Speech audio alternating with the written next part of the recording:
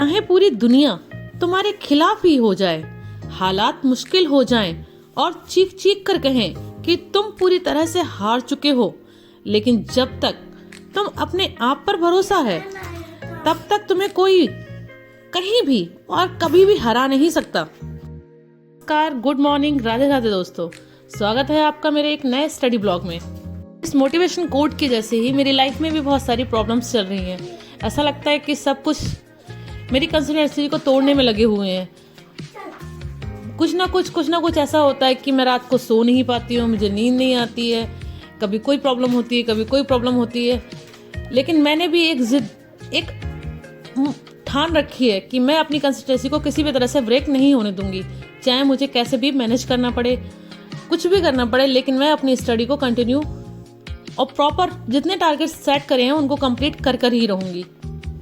तो आजकल दोस्तों एक स्टडी पूरे एक फिक्स टाइम पर तो नहीं हो पा रही है, कभी किसी टाइम क्योंकि जब हम प्रॉपर टाइम पे सो नहीं पाएंगे, हमारी नींद कंप्लीट नहीं होगी, तो फिर क्या कहते हैं, स्टडी एक फिक्स टाइम पे हो पाना तो नामुमकिन है। लेकिन मैंने जो अपनी कंसिस्टेंसी के लिए एक टारगेट रखा है कि मेरी कंसिस्टेंसी मेंटेन हो जाए, एक अच्छे से मैं स्टडी कर पाऊँ, प्रॉपर वे में कर पाऊँ, और आप भी ये कंसिस्टेंसी और मेरे टारगेट्स देखकर एक मोटिवेशन लेके आप भी स्टडी कर सकें, मैं उस पर डटी हुई हूँ, हिम्मत करके टिकी हुई हूँ। मैं भी देखती हूँ कब तक हालात मुझसे रूठते हैं या मेरी कंसिस्टेंसी में बाधा बनते हैं। एक दिन तो हालात भी सही होंगे और कंसिस्टेंसी भी मेंटेन होगी, लेकिन मैंने हिम्मत करी है, मैं कभी नहीं हारूंगी। मैं रात को 12 बजे के बाद सोई तो सुबह लेट उठी। लेट उठने के बाद मैंने अपनी स्टडी को स्टार्ट किया। तुरंत उठने के बाद मैंने अपनी स्टडी को स्टार्ट किया और कंटिन्यू स्टडी करती रही बिना ब्रेक के, विदाउट एनी ब्रेक। मैं स्टडी को जब तक कंप्लीट करती हूँ, जब तक मुझे बहुत ज़्यादा ऐसा फील ना होने लगे कि मैं अब नहीं बैठ सकती, अब मुझसे बैठा नहीं जाएगा, तब तक मैं करती रहती हूँ। 2 या 3 टारगेट्स में एक बार में ही कंप्लीट करने की कोशिश करती हूँ, क्योंकि बच्चों के उठने से पहले या मॉर्निंग में जितने टारगेट्स कंप्लीट हो जाते हैं वो मेरे लिए बहुत बेनिफिशियल होते हैं।